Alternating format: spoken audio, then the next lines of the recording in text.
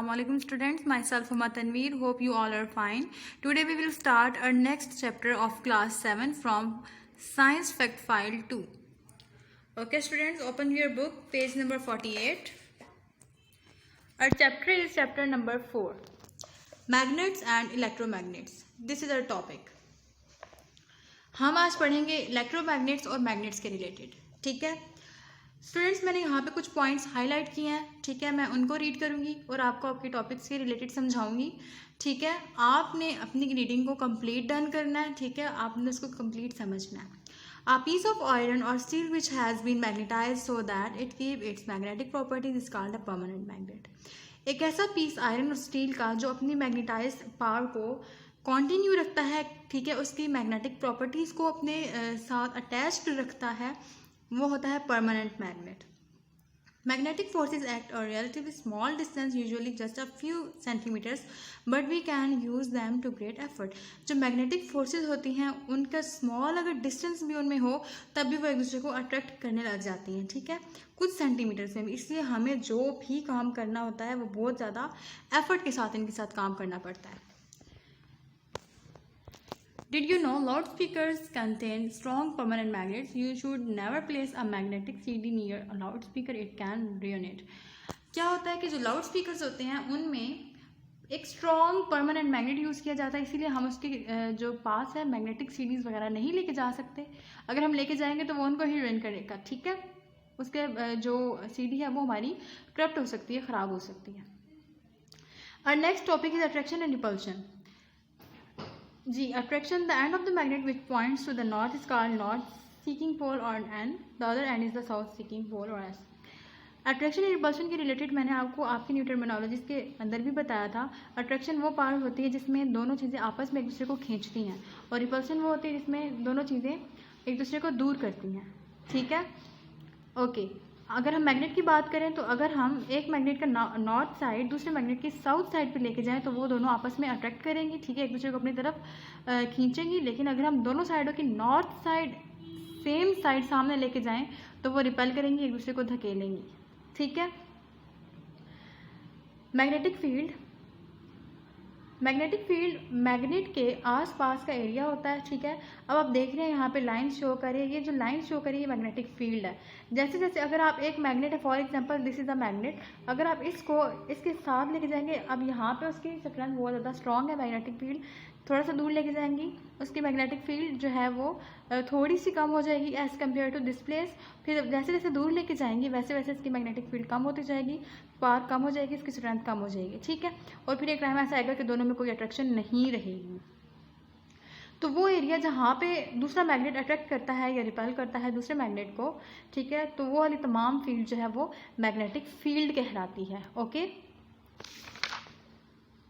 जैसे कि आप देख सकते हैं ये भी मैग्नेटिक फील्ड है, दिस वन. ठीक है, अब देखें ये अनलाइक पोल्स हैं, ये नॉर्थ है, ये साउथ है, नॉर्थ साउथ साउथ नॉर्थ, ये अनलाइक पोल्स हैं. ठीक है, जिनमें अट्रैक्शन हो रही है. अगर हम लाइक की बात करें तो देखें नॉर्थ नॉर्थ के सामने है, ठीक है, साउथ साउथ के सामने है, इनमें कोई अट्रैक्शन नहीं हो रही है, कोई लाइंस नहीं मैच कर रही हैं. तो ये था attraction and repulsion. A theory for magnetism. Experiment shows the properties of magnets and magnetic materials, but they do not explain what is happening. A theory is needed to explain the effect of magnetism and to help us use it. अब असल में तो तमाम properties बता दी गई थी, लेकिन ये इस तरह से क्यों हो रहा है ये नहीं बताया गया. ठीक है, मैग्नेटिज्म की जो आपके पास प्रॉपर्टीज़ हैं उनमें असल में क्या होता है कि जो आपके पास अगर एक बहुत बड़ा सा मैग्नेट है ना, उस पूरे मैग्नेट में बहुत ज़्यादा अंदर उनके मॉलिक्यूल्स मैग्नेट्स मतलब उनके अंदर इलेक्ट्रॉन प्रोटॉन की जो प्रॉपर्टीज़ है वो मौजूद हैं. ठीक है, अगर आप उस मैग्नेट को ब्रेक कर देते हैं तो उसका भी नॉर्थ और साउथ पोल बन जाएगा. अगर आप उस मैग्नेट के जितने छोटे छोटे पीसेस कर दें उसमें उतने ही north and south pole create हो जाएंगे. ठीक है, inside a material like iron the molecular magnets can line up in group. जो मॉलिक्यूलर मैग्नेट्स हैं ना उनके अंदर एक लाइन में तरतीब के साथ, ठीक है, ग्रुप्स मौजूद हैं. ठीक है, देखें इनको हम कहते हैं डोमेन. ठीक है, okay. Next, the N pole of magnet attract the south pole and of the molecular magnet as it moves across the iron. जैसे ही आयरन जो है वो इसके करीब आएगा तो वो खुद से जो नॉर्थ वाली साइड होगी वहाँ पे नॉर्थ आ जाएगा, जो साउथ वाली साइड आएगी वहाँ पे साउथ आ जाएगा। ठीक है, ओके। यहाँ पे उन्होंने एनर्जीज के रिलेटेड बताया है। ठीक है, energy from heating causes molecules to move faster domain become unlined.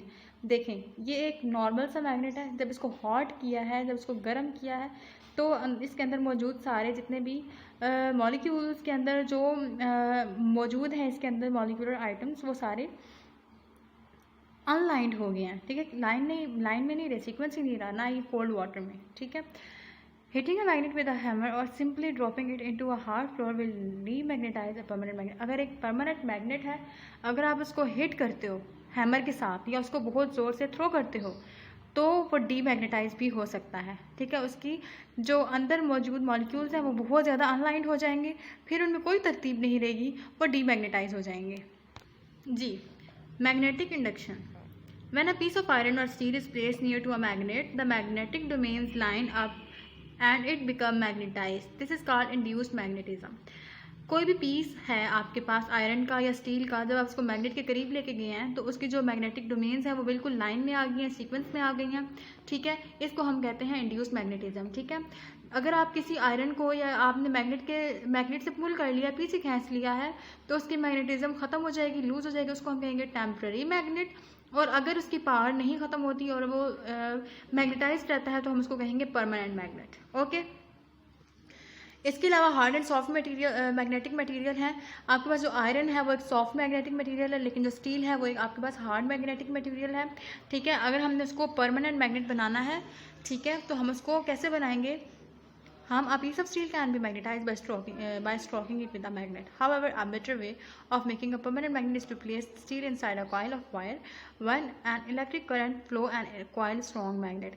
जो आपके पास स्टील का जो भी मैग्नेट है उसको आप स्टील की जो आपके पास एक कॉइल होगी वायर, उसको आप उसके साथ लपेट लें। ठीक है, उसके अराउंड कर लें और फिर उसको इलेक्ट्रिकल पार्ट दें। ठीक है, उसके बाद वो परमानेंट मैग्नेट बन जाएगा। ठीक है, next is electromagnetism. If a compass is held near to a wire carrying an electric current, the compass needle will move, showing that the wire has a magnetic field around it. The effect is called electromagnetism. अगर आपके पास एक compass है, ठीक है, और आपके पास wire है, अगर वायर है आप उसको इलेक्ट्रिक करंट प्रोवाइड कर रहे हो और उसकी आप जो नीडल है उसकी मूव कर रही है, ठीक है, कंपास की नीडल मूव कर रही है, ठीक है, तो इसका मतलब है उसके अंदर इलेक्ट्रिसिटी के अंदर वो मैग्नेटिक फील्ड मौजूद है। ठीक है, एक वायर है उसके अंदर से इलेक्ट्रिसिटी थ्रो कर रही है, रन कर रही है, ठीक है, ट्रैवल कर रही है, और आप साथ एक कंपास ऐड करते हो और वो कंपास की नीडल मूव करती है। ठीक है, तो वो इसका मतलब है कि उसके अंदर इलेक्ट्रिक करंट के साथ साथ मैग्नेटिक फील्ड भी मौजूद है। Like steel other metals alloys that contain iron make good permanent magnet. जो आयरन है वो बहुत अच्छा परमानेंट मैग्नेट बन सकता है।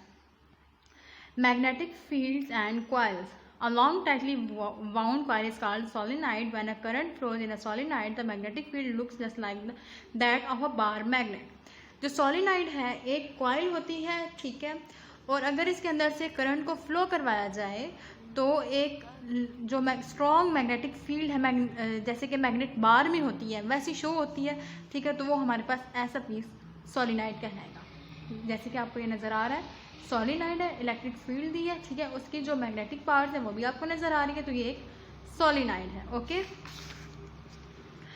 Using electromagnets. Electromagnets are use in many domestic and industrial devices. बहुत सारे डिवाइसेस में इलेक्ट्रोमैग्नेट्स को यूज़ किया गया है, जैसे कि लाउड स्पीकर्स में यूज़ किया गया है, इलेक्ट्रिकल बेल्स में यूज़ किया गया है, बहुत सारी डिवाइसेस में इलेक्ट्रोमैग्नेट्स को यूज़ कर लिया गया है। आपने इस वाले पैसेज को बहुत गौर से रीड करना है, ठीक है, आपको क्लियर हो जाएगा कि किस किस जगह पे मैग्नेट्स यूज़ किए गए हैं। ठीक है, next is a relay is a switch controlled by an electromagnet. It uses a small current to switch on a separate circuit which may carry a much larger current. जो relay है ये एक तरह का स्विच है जो electromagnet को control करता है। ठीक है, ये एक स्मॉल करंट को ऑन करता है, स्विच ऑन करता है, ठीक है, और एक सर्किट बनाता है जिसके अंदर बहुत ज़्यादा करंट हो, जिससे कि देखें आप स्विच ऑन करेंगे, जो पावर्स हैं, जो आपके पास इलेक्ट्रॉन्स प्रोटॉन्स हैं, वो इस मैग्नेट की तरफ आएंगे, इलेक्ट्रोमैग्नेट्स, ठीक है। ये रियल आया है, ठीक है।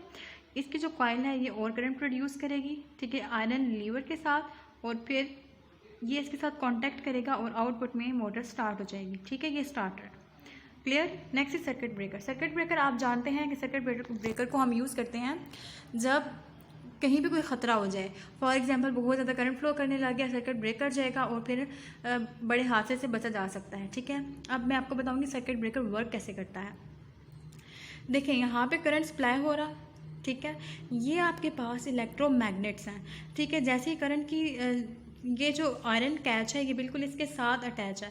जब जो करंट है वो फ्लो करेगा, लेकिन अगर करंट की मिकदार ज़्यादा हो जाए, बहुत ज़्यादा, तो इलेक्ट्रोमैग्नेट्स जो है वो आयरन कैच को पुश कर देगा। जैसे ही पुश करेगा इनके दरमियान में फ़्लो ख़त्म हो जाएगा, गैप आ जाएगा, इनके दरमियान में कॉन्टैक्ट टूट जाएगा, ठीक है। इन स्प्रिंग्स की हेल्प से जो ये आयरन कैच है ये पुल हो जाएगा, ठीक है।